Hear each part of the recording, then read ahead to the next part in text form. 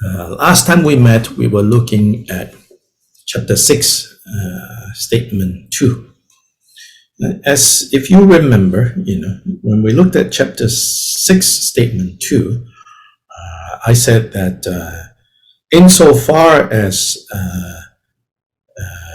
the statement goes, what the statement is correcting, the opposite view, is really not a view that any Tibetan Buddhist tradition or any group whatsoever has the opposing view.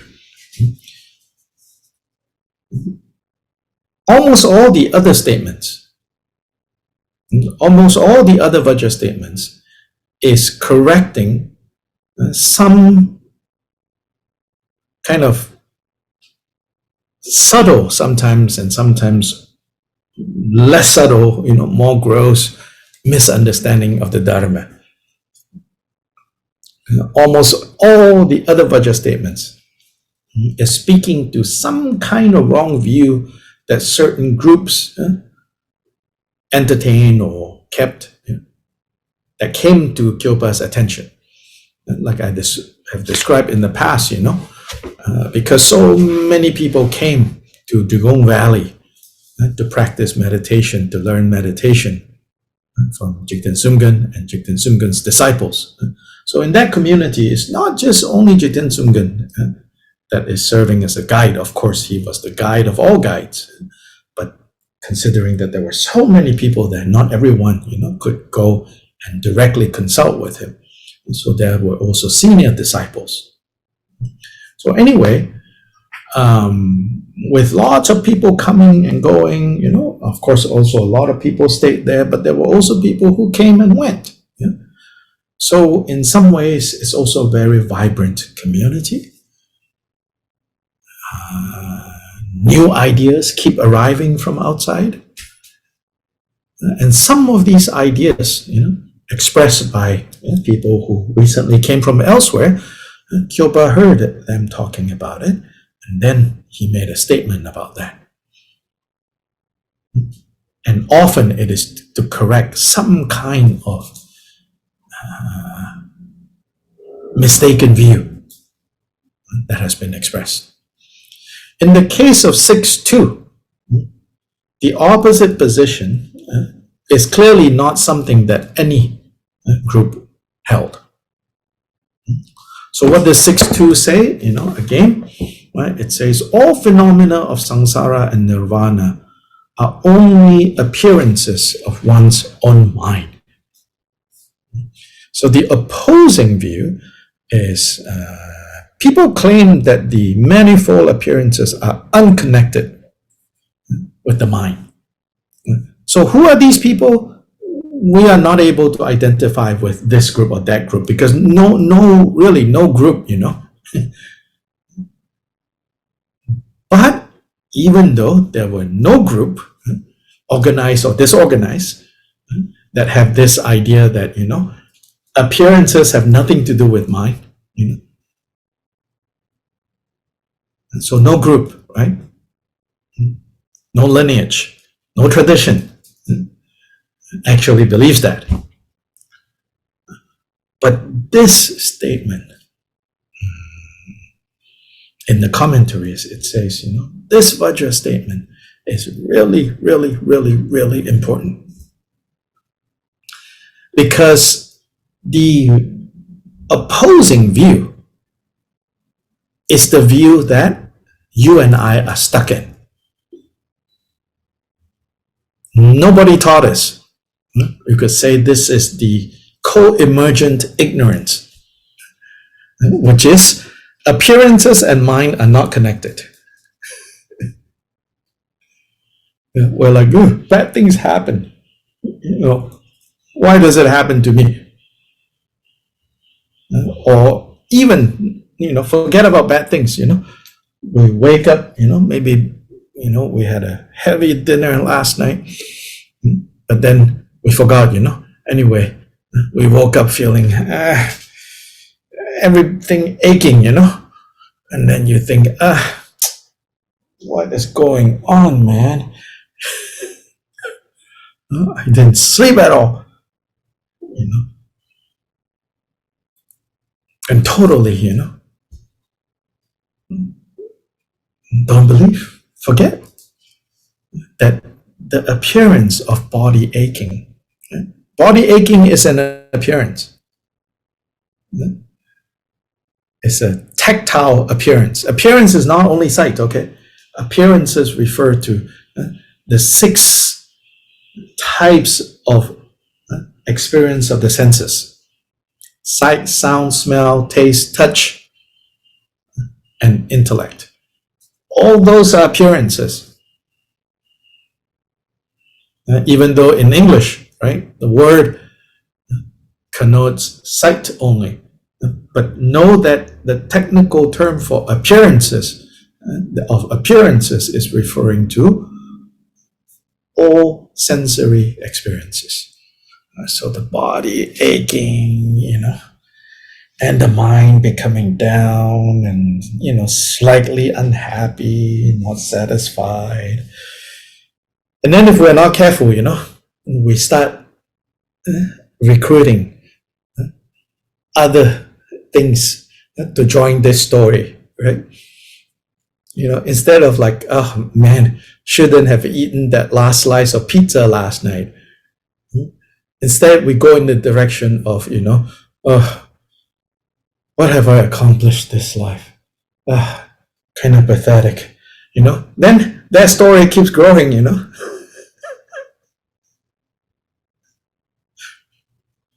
Then now it's around noon, You're like, oh, this day is terrible. No awareness, apparently, that it's the mind.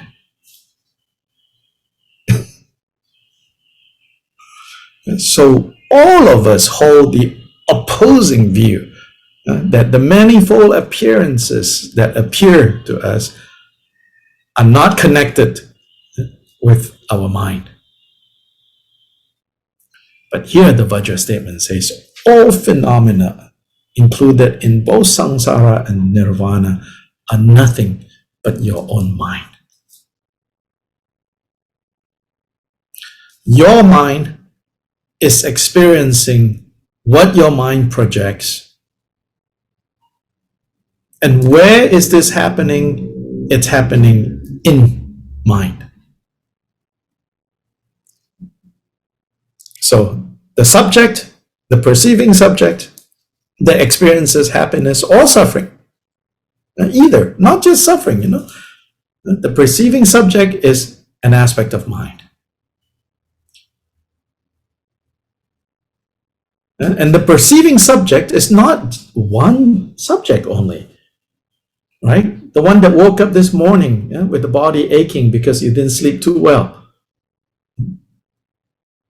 And then the one that woke up then some other morning, having rested really nice. So even that subject is unstable, constantly changing. Then the objects that are being experienced are basically the appearances. Where do those appearances come from? They come from mind also, projected by mind, conditioned by mind. And where is all of this going on, taking place? Not out there. Not out there.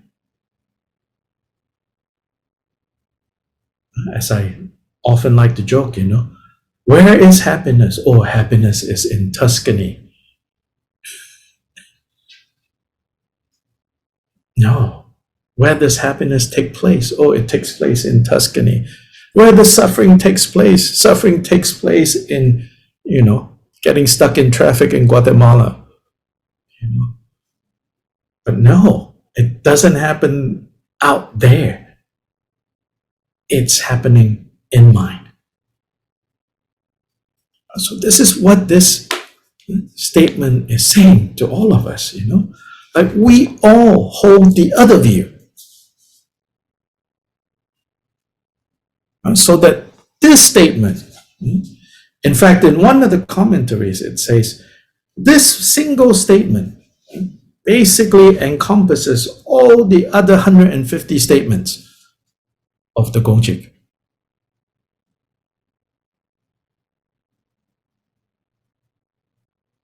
Because this statement is not just about the view, it's also about the practice, and it's also about the conduct. All three. In a way, statement 1.1 is about view. Statement 6.1 is about conduct. Statement 6.1 is about practice. So it's saying needing a lineage. That has more to do with practice. Statement 1.1, that the Buddha has shown, the nature of things and how things play out. That's about the view. Those are two very important statements. But 6.2, in some ways, you could say, encompasses the whole range: view, meditation, or practice, or cultivation, and conduct.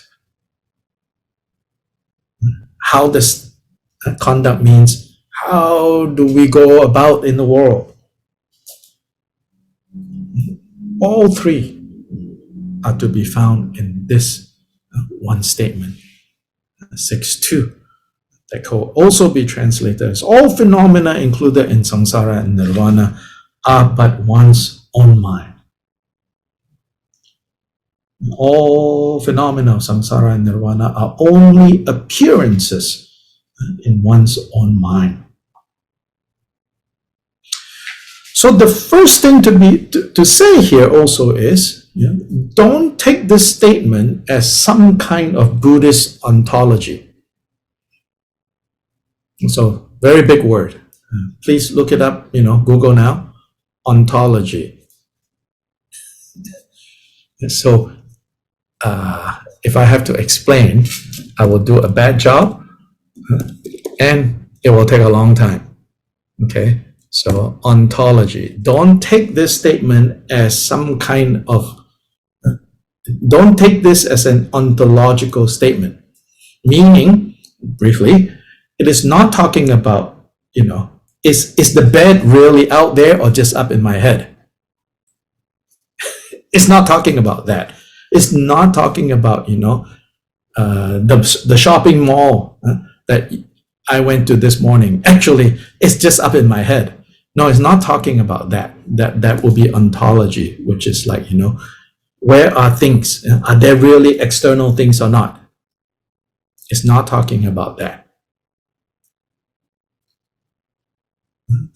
Instead, this statement is again, another big word, soteriological statement. Soteriology is kind of the knowledge, the body of knowledge related to salvation. Or in our case, we don't use salvation, we say liberation. In other words, this is about method. This is about the process of waking up.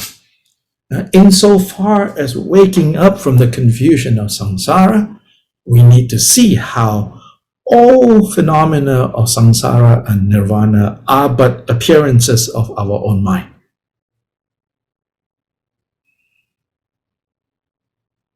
So this is not about physics. This is not about metaphysics or physics.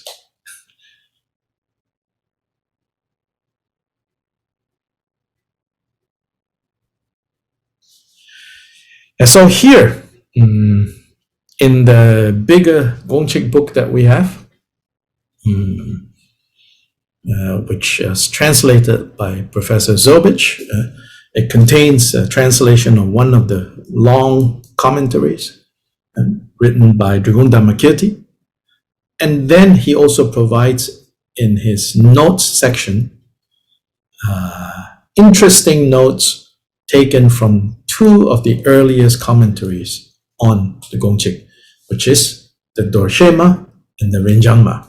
Dorshema and Rinjangma were probably composed within 50 years of the passing of Kyobpa Jigten Sumgon. At that time, Dorje and Rinjangma did not have the distraction of responding to criticisms from other traditions. So in that way, Dorje and Rinjangma is not like, you could say, defensive. When it comes to Dharmakirti, 500 years later, there is a tone of defensiveness. Because for the last 500 years, other Buddhist scholars, they learn more and more about this weird thing called Gongchik, and some of them really debated. And then Dharmakirti have to respond, Then it becomes really complicated. Then the other side respond again. Then this side have to respond again. Then the other side respond. Then this side have to respond, And if Kyobpa Rinpoche was alive, he would be like, you're all wasting your time. All these disputation is a complete waste of time. But anyway, in the Dorje and the Rinjangma, the two earliest commentaries written, so this big volume is very helpful, particularly for these notes that Professor Zobich extracts and summarizes for us. So here I want to call your attention to, he says that both the Rinjangma and the Dorje provide a list of 6 reasons for the great importance of this statement. So they give 6 reasons, both these two early commentaries.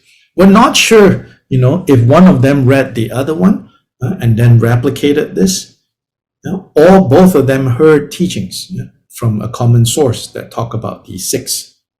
6, a list of 6 reasons why this second statement is really important. 1, sentient beings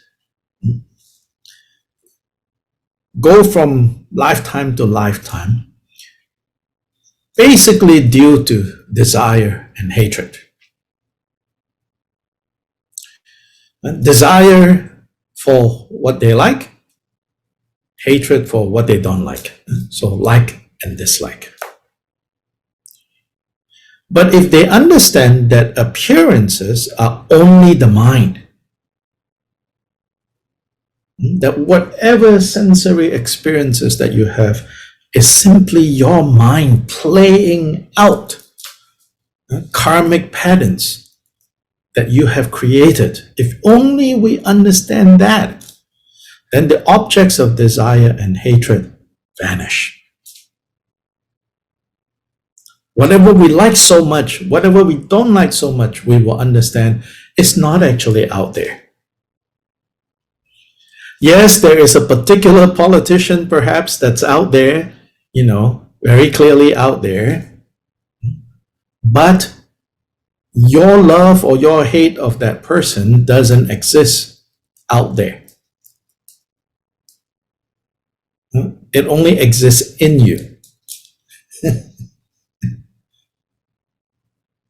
It's like, if only we know this, then the objects of desire and hatred is not actually out there. Those objects you will recognize actually is my imagination.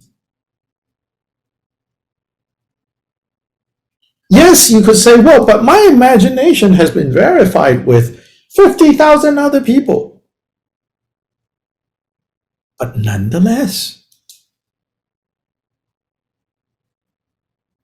at the end of the day, that object exists, if it exists at all, if it provokes, or if it pacifies. Both is under the power of your mind. So in other words, do you see that it's under the power of your mind? And you cannot say, that they are bringing me happiness or they are bringing me suffering. because it's under the power of my mind, then we make the mistake of not being in charge, not turning up for our lives to take charge of it. Then there's no end to blaming or waiting, whether blaming or waiting, blaming others for our suffering, waiting for others to make us happy. There's no end to that. So it says here, sentient beings are reborn from lifetime to lifetime due to desire and hatred. But if they understand that appearances are only the mind, the objects of desire and hatred vanish. And this is conducive to liberation. So knowing this, so therefore this point is really profound. 2, people perceive other beings in terms of friend and foe. So the first one is, more generally, all objects that give rise to desire, attachment or aversion, they are nothing but mind. So now, make it more concrete. Second point, we perceive other beings and label them friend, foe. The thought that grasps this duality of friend and foe is bias.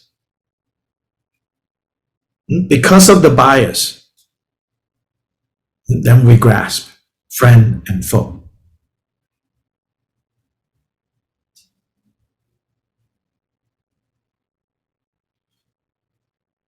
In a way, we could say, we had this discussion, I remember, when we were studying this longer text. Kind of from a perspective of evolutionary biology, right? And evolutionary psychology, to be able to recognize tiger, enemy, dog, friend, probably ensured that the human race is still here. So we're not talking about that as a problem, but to grasp it, and therefore giving rise to bias. That bias is a state of mind that disrupts the cultivation of the resolve for Buddhahood. So the second point takes it to the context of, in terms of generating bodhicitta, what makes generating bodhicitta difficult is the labeling, the bias labeling of this as friend and this as foe. And even more basic than that, the labeling of self and other. But when we understand that appearances are only the mind, then self and other, friends and foe, become even. Then bodhicitta can pervade all sentient beings. Since this is really important and really conducive for cultivating bodhicitta, therefore this point is very profound.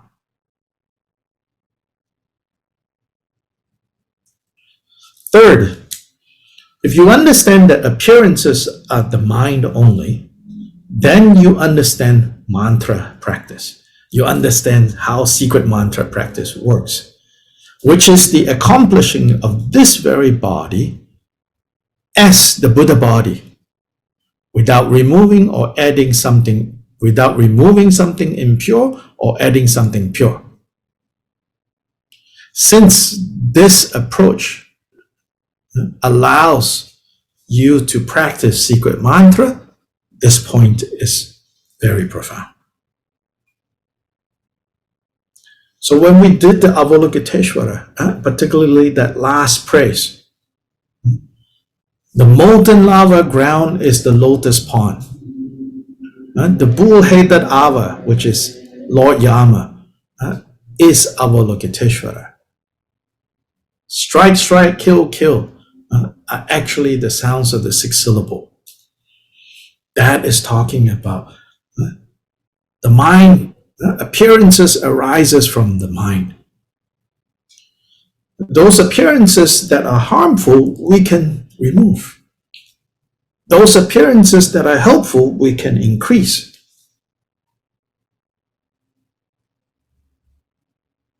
In the next Vajra statement, it says, everything we experience is the embodiment of these momentary thoughts. Elaborating on statement 2 is statement 3. And there it really explains more how it's possible to be a deity.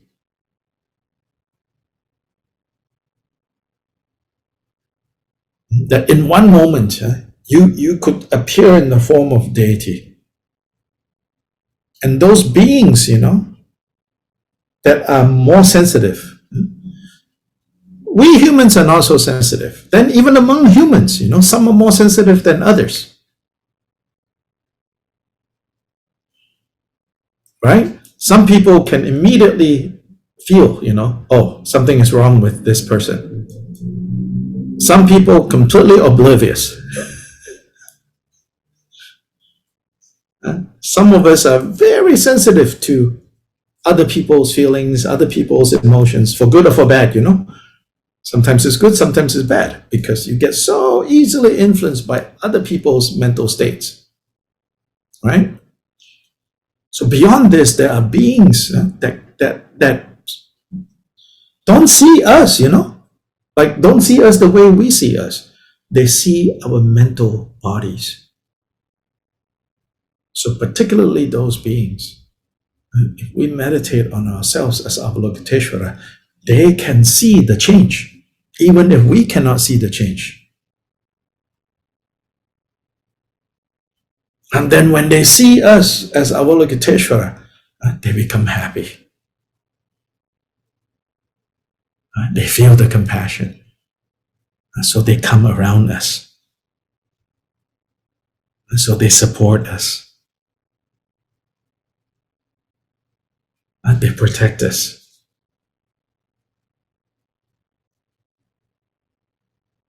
But if we're angry all the time, they also pick up very quickly. And then they stay away from us. Or even worse, if they cannot stay away from us, they cause us harm. They perceive us as being, unfriendly to them.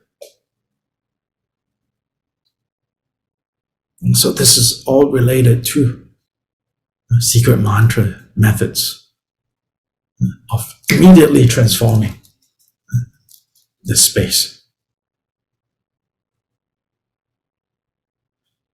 So like someone like, His Holiness the Dalai Lama, I have experience.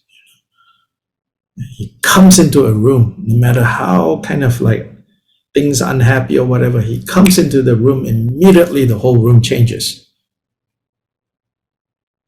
And so his ability to transform his mind is so powerful that it makes direct, impact. And as he will tell all of us, he wasn't born like this. Never mind, he is the Dalai Lama, reincarnation 14 times have been great. He will tell you, I don't know anything about that. But what I can tell you is I was not always like this. When I was a child, I was pretty naughty, Then train and train and train and train and train and train to this day, waking up at 3, meditating for 4 hours a day, at least. If the Dalai Lama has to do that, what about you and me? Always, Can I have the 14-minute version of practice?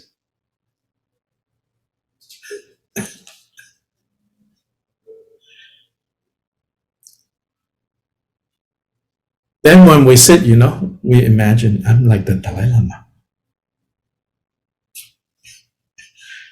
But then your day don't unfold like the Dalai Lama, What to say?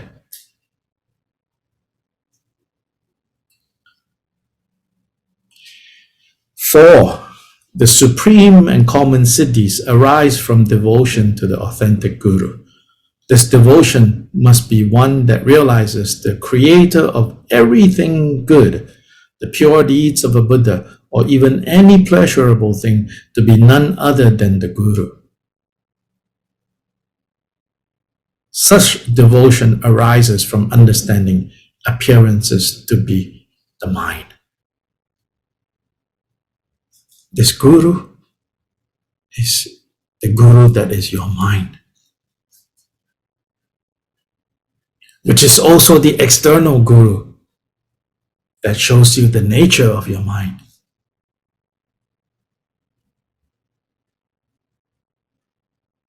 And so understanding that appearances are nothing but mind also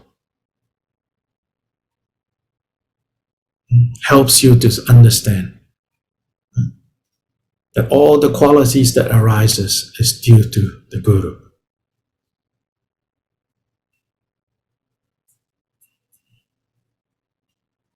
And so furthermore, it says, from elsewhere in Dorshema, it says, depending on one's medium, supreme medium and low merit, the Guru too will be good, medium or bad.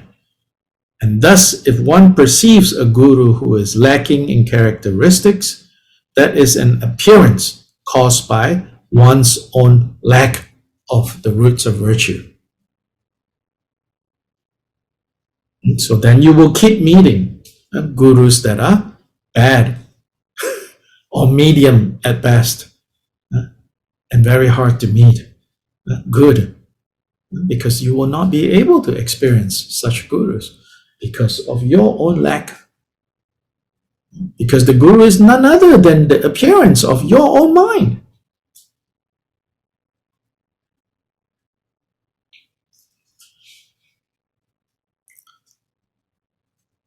Five, to cross the ocean of samsaric suffering, one needs to realize samsara itself as nirvana. Since such a realization arises from understanding that all appearances are only mind, therefore the statement is very profound.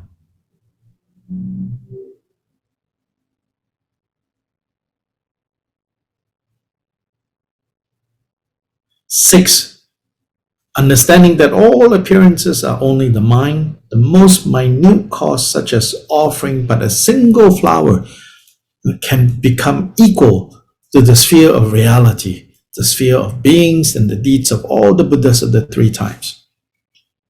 And through this kind of realization, any virtue that one generates can be dedicated to awakening and can be magnified into like the great deeds of Samantabhadra. So when you understand that it's mind, saying that it's mind doesn't mean, oh, just I decide, then it will happen. It's not like that, okay? Later, there's another Vajra statement that says, if it is not in accord with how something plays out, you seeing it that way is not going to change it.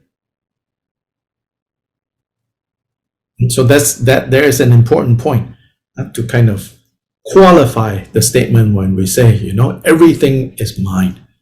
But everything is mind is not like pop psychology, Like, oh, everything is just your mind. So just feel happy, Just think happy thoughts, then happy things will happen. No. It's not that kind of, oh, everything is just your mind. No, it's more complex than that. You need to know interdependence. Then you need to rely on those who can see more clearly, and that left us instructions on, if you do this at this time and do it this way, you tap into some kind of interdependence that can give rise to results very fast. So such as saying, now is Sakadawa time.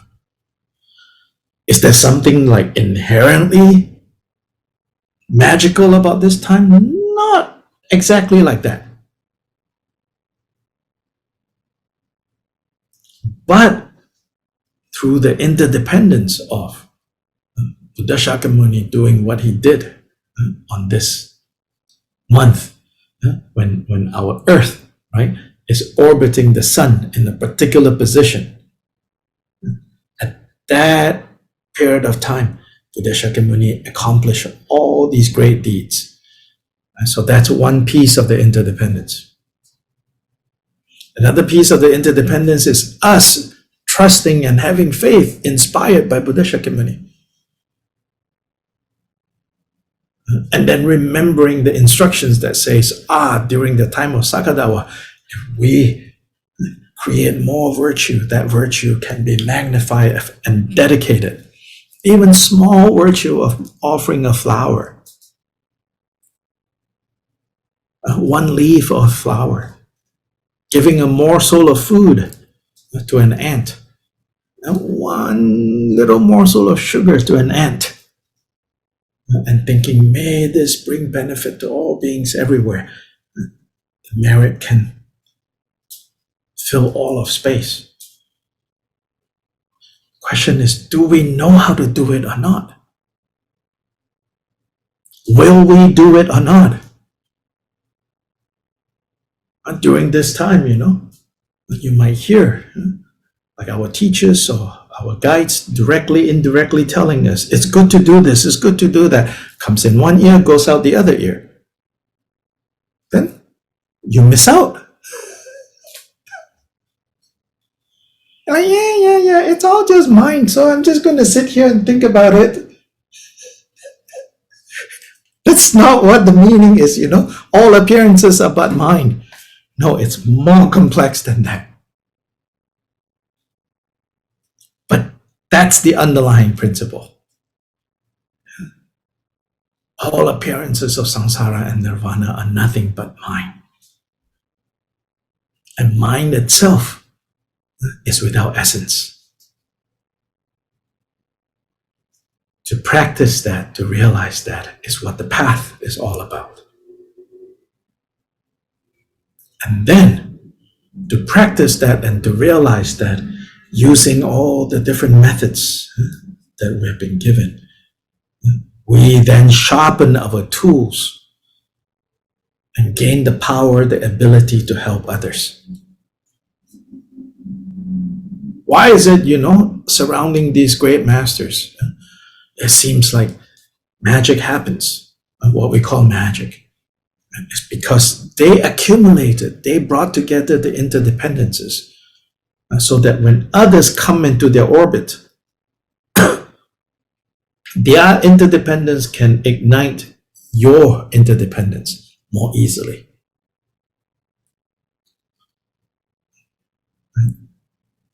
If we don't pay attention, we just think, it's just coincidence. It's just coincidence. It's not coincidence, it's interdependence.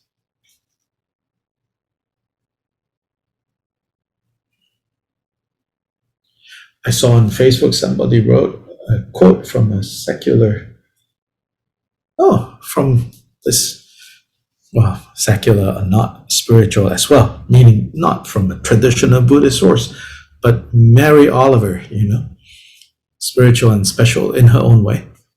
This poet, somebody quoted a phrase from her. Devotion begins by attention.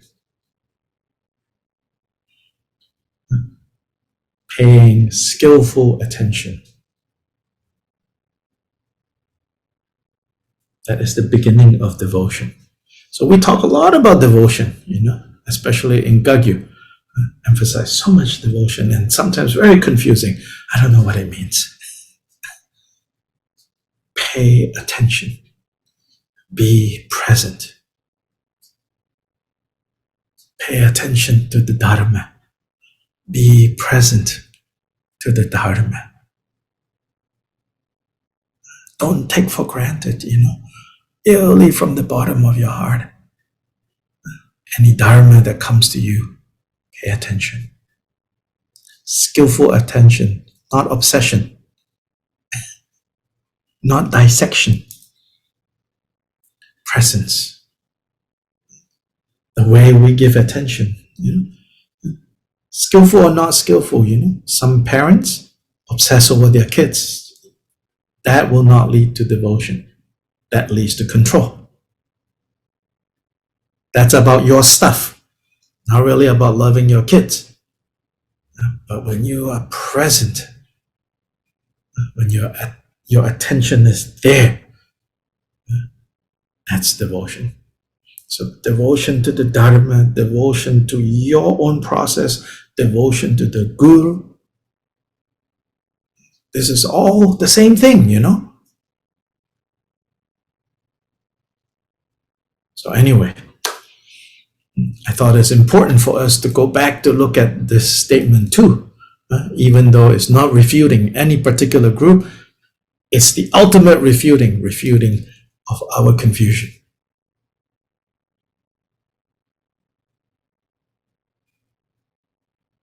And so then we will look at the next statement tomorrow. And that is elaborating on statement 2. Then statement 4 is like but don't go off in the wrong direction and think, oh, everything is mine only, so I am just going to think fire is water, fire is cool, fire is cool. Stick your hand in there. Wait, why is it burning? Because there is a natural principle. It will burn. Unless you have fortified your hand so that it has tolerance for heat. Otherwise, you simply just thinking is not going to change. So that's 6.4. So it's important to read 6.4. So 6.2 introduces the general principle. 6.3 elaborates on that, the momentary nature and what implications it has on, us, to the importance of momentariness and now rather than past life, future life. Too much talk about past life and future life, also not skillful. 6.3 wants us to see how this principle is directly related to right now. Are you choosing happiness or are you choosing suffering? Right now. So that's 6.3. 6.4 is the one that says, no. You cannot just make it up. Everything is just the appearances of mind doesn't mean make it up as you like. It doesn't mean that. Then the 6.5 takes that point and apply it to a specific situation, which is a guru that does not have qualities have no power to give rise, to cause those qualities to arise in the guru's students. 6.5 is a very important point too.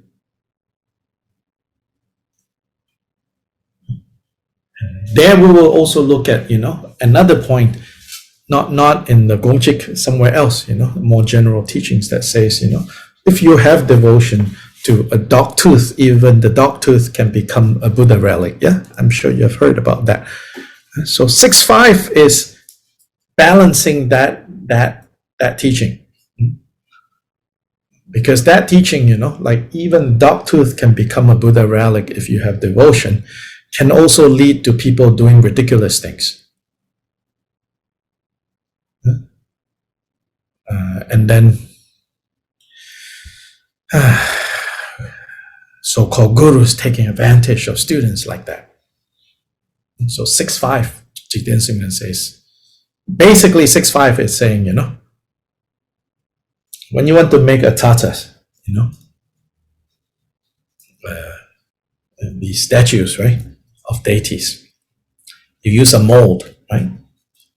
If the mold doesn't have the right design, you can stamp as many times as you want. Your tata will not produce, any Vajrasattva, any Achi, any Shakyamuni. So the mold needs to have, the right lines, the right design. Then it can make tatas of the deities. Likewise, if the guru doesn't have qualities, the disciples will not gain qualities. 6.5. Okay, good. Now let's do the bodhicitta dedication.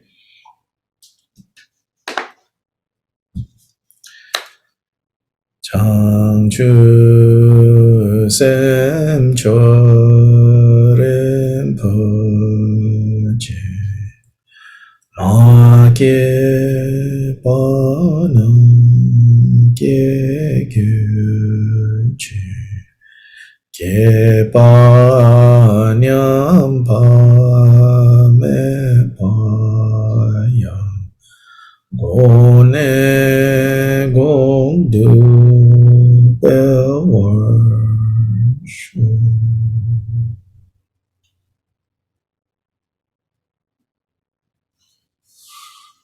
Ta-ta.